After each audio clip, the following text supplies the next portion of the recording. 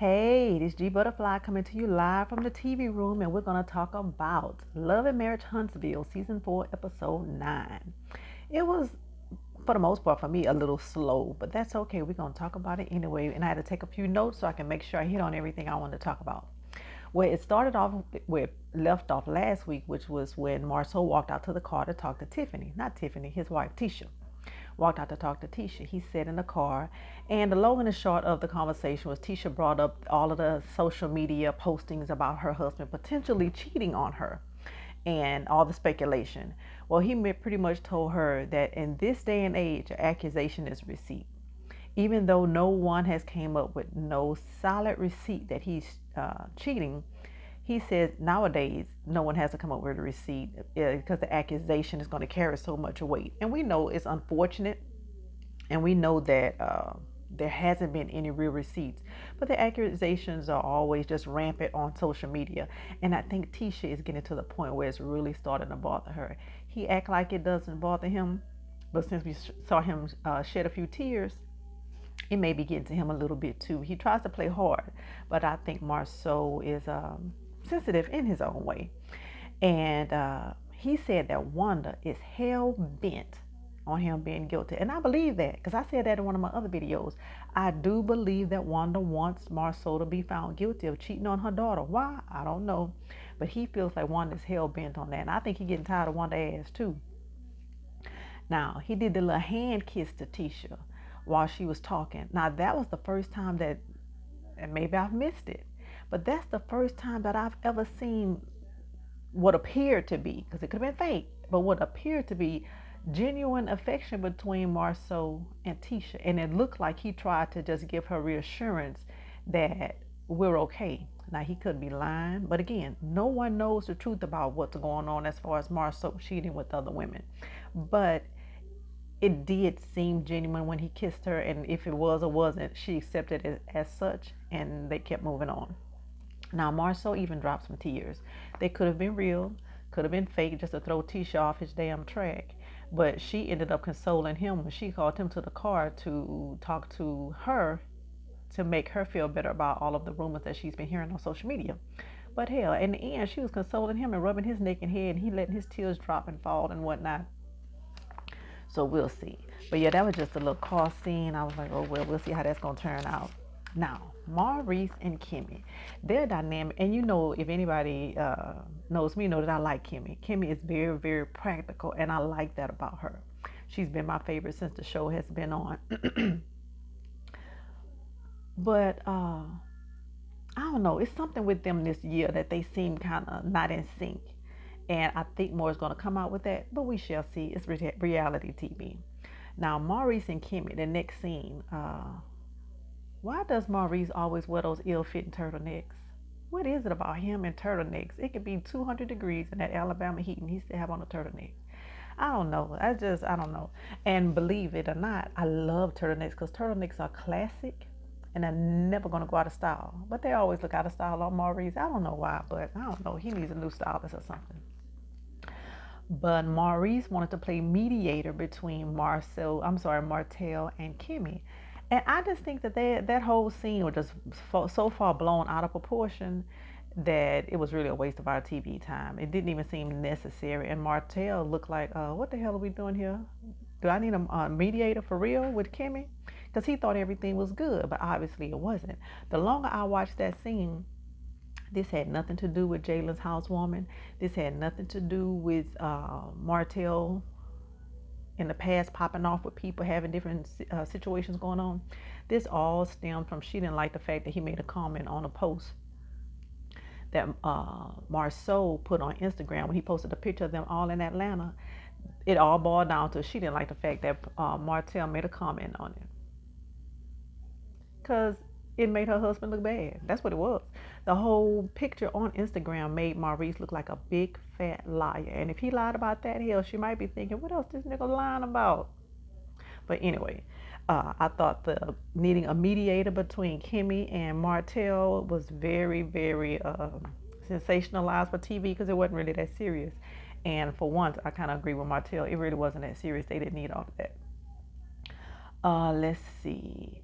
Now, the little clips they kept showing, because she was trying to reiterate that every time Martel's around, he's in it with somebody. Well, from the clips they showed, it didn't make her comment have any more validity, because hell, somebody was definitely into it with him. If you notice, it was always him. I think it was always him and Mel, rah rah rah, at each other, not just him. So I don't think that really helped her point, trying to prove that it's always Martel, because it takes two people to argue and have a argument. It takes two. So let's see about that. Now, this trampoline park scene on.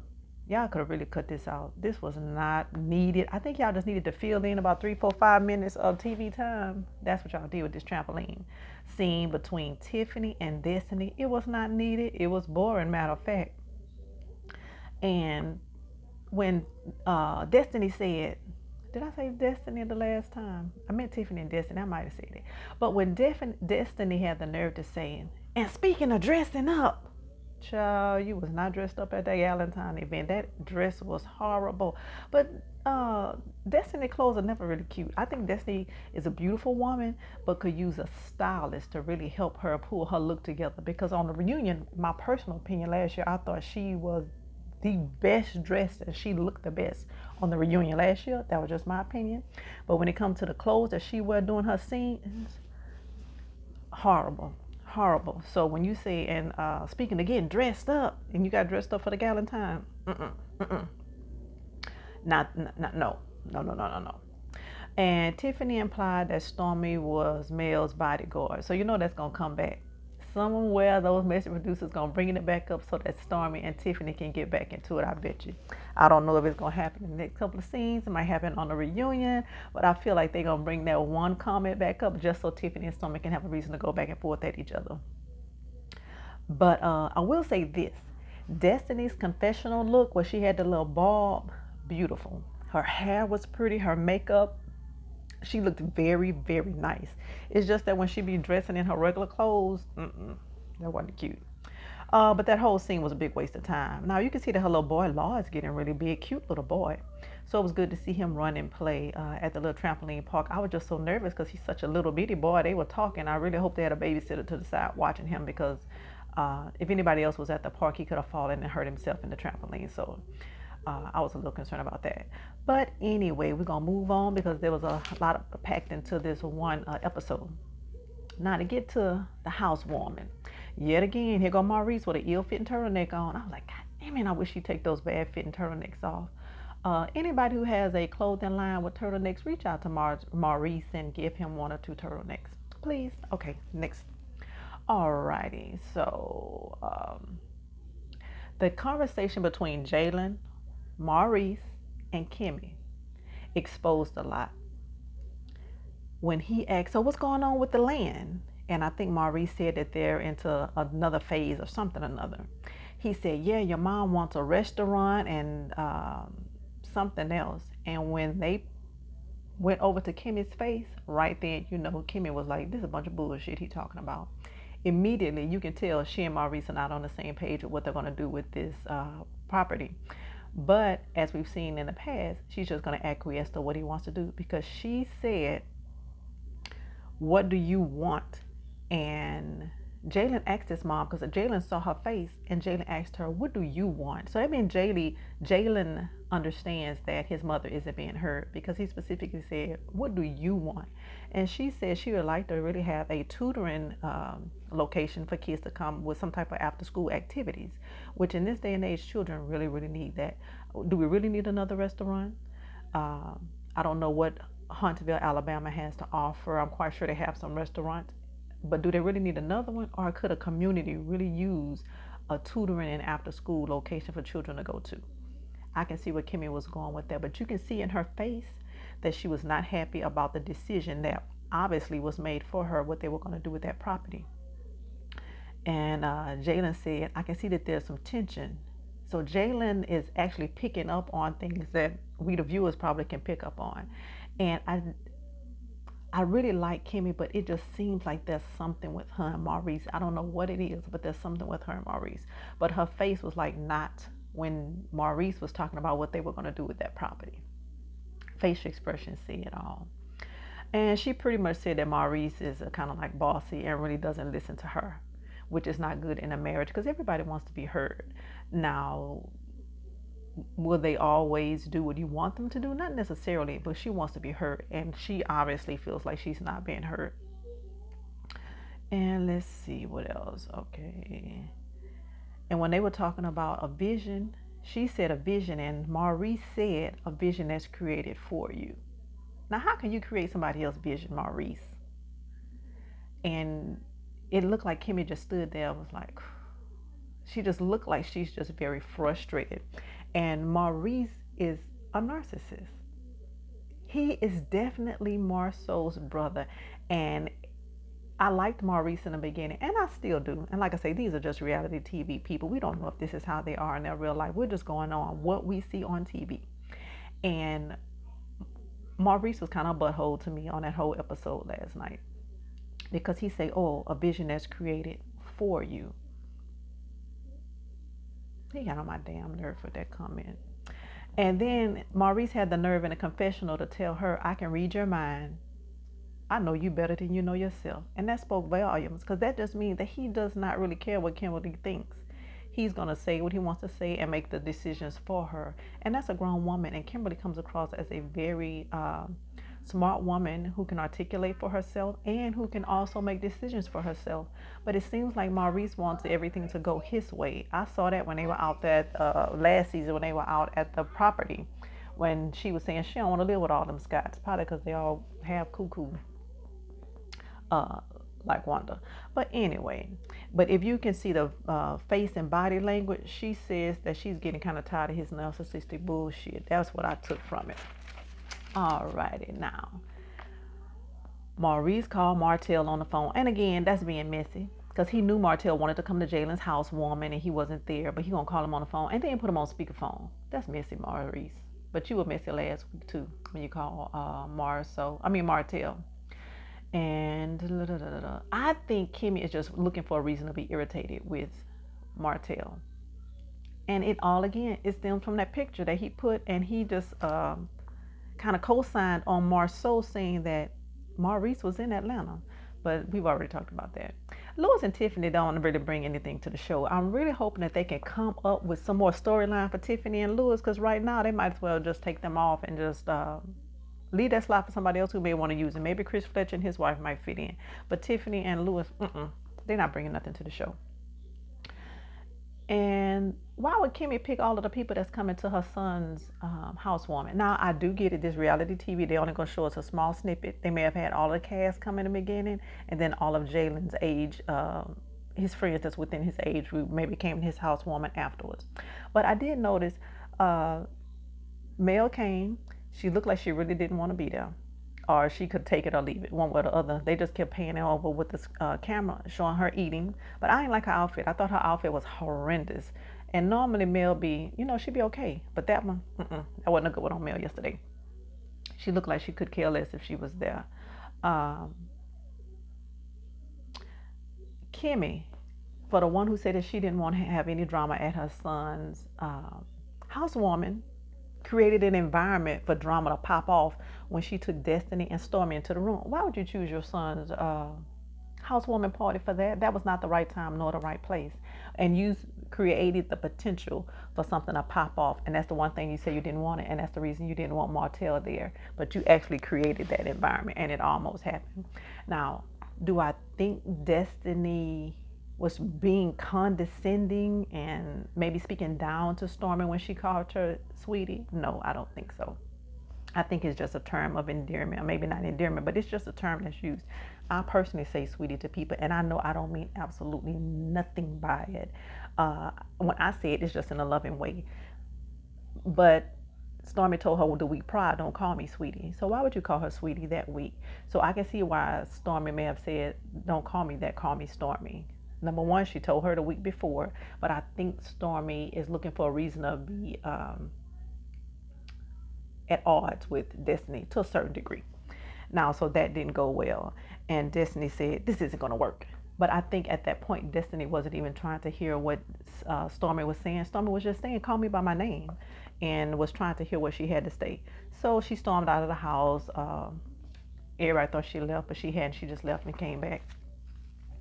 Tisha's outfit, just like last week, was another miss. It's either hit or miss. 2 weeks in a row, Tisha, you didn't have a miss. That outfit was horrible that you had on at Jalen's party. You look a little overdressed for a young man's housewarming event, especially when spades are being played and it's just like a down home kickback. You were overdressed and wasn't a good look. That outfit was horrible. But anyway, I thought it was kind of funny when Kimmie left Marcel hanging with the high five when he had his hand just up like that, and Kimmie just walked right on by his ass. So I thought that was funny. Miss Wanda was very pretty in her confessional. I know I'll be giving Miss Wanda a hard time with all the bullshit she keep up in her language, but in her confessional, Miss Wanda was beautiful, and I have to say that Miss Wanda was very pretty.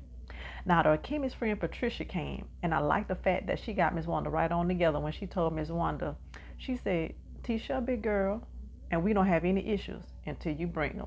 So she was, as she was sitting there eating and looking at Miss Wanda like, come for me if you want to. I'm going to give your ass what you're looking for. So I thought that was cute with the friend Patricia. Now, Miss Wanda went off about the Galentine event.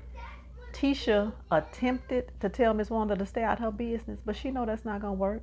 Miss Wanda gonna say what she want to say, when she want to say it, and how she want to say it. Number one, Miss Wanda came in there with that semi-formal outfit on. But I like the fact that she wore her own hair. I like that, because nowadays, women on TV, everybody got to have fake wigs and weaves and all that. I like the fact Miss Wanda had her own hair, so that was cool. But she might have been on the way to a party in Bessemer, because she had on the semi-formal dress. At least she was overdressed. And I'm sure she had on some old clickety clackety shoes. You know, she always wearing them clickety clackety boots, but I'm sure she had on some clickety clackety shiny shoes to go with that outfit. But she came in there, and Tisha attempted to tell her mama, look, mama, I've already gotten them all together. When in actuality, you really didn't. But anyway, Miss Wanda pretty much told Tisha, I'm going to say what I want to say. You know what Tisha said? Okay. And cowered down and went and stood over there by Marsau. She refused to get Miss Wanda in line. In one of my last videos, I told y'all what she going to do to get Miss Wanda in line. Tisha, look at my old video. I'm telling you what to do to get Miss Wanda in line. Miss Wanda said, no, I'm going to say what I want to say. Tisha went right on to the side and got on hush mouth and didn't say nothing. But Marsau pulled Tisha to the side because Miss Wanda had the nerve to call those grown women bitches in their face. And I say, what in the world, Miss Wanda? Now, if all of them would have popped back on her, it would have been, just a melee up in Jalen's house. But anyway, Marsau pulled Tisha to the side and said, hey, you know, your mom is in there calling a whole room full of women bitches. Tisha, with her delusional ass, had the nerve to say, when people trying to jump on you, right then I knew, you are definitely your mama's daughter, because y'all have some horrible understanding. Tisha, nobody's trying to jump on your mama. Your mama just starts shit everywhere she go. No one is trying to jump on your mama. And when she said that, I looked at her like, Lord Jesus. But anyway, Kimmie said, there ain't gonna be no bitches up in here. And you can hear Jalen in the background. You can hear him saying, no, mom, in the background. No bitches gonna be. I say, Jalen, baby, I'm gonna need you to get a little more bass in your voice when you're saying that, to try to get some order in your own house, because you did not have it. As soon as Miss Wanda raised her voice to try to say something, Jalen, you should have been up in it checking Miss Wanda. Even though she's an adult, and I know you're probably raised to be extremely respectful. I get that. But when somebody come in your house and get disrespectful, you got to get them in line so they don't do it again. But anyway, the episode kind of ended with that. I did notice Stormy's husband was sitting in the room right next to her on the couch. And while Miss Wanda was doing all her, wah, wah, wah, wah, wah, you know, that's all Miss Wanda do. He was sitting there looking at his phone, and I laughed because he looked like he was thinking, what the hell I'm doing here in the middle of this bullshit? That was so funny. So I can't wait to see how next week is going to pan out. But Miss Wanda, once again, you coming into people's house being disrespectful, and I can't wait to somebody check your ass and get you together. But we know it's not going to be Tisha. All right, well, that was the end of my review of Love and Hip Hop. Not Love and Hip Hop, hell, but they turned into it with all this old mess. Love and Marriage Huntsville. This was episode 9. Let's see what it's going to be like next week. I'll talk to y'all later. Please consider liking, subscribing, and sharing out this video.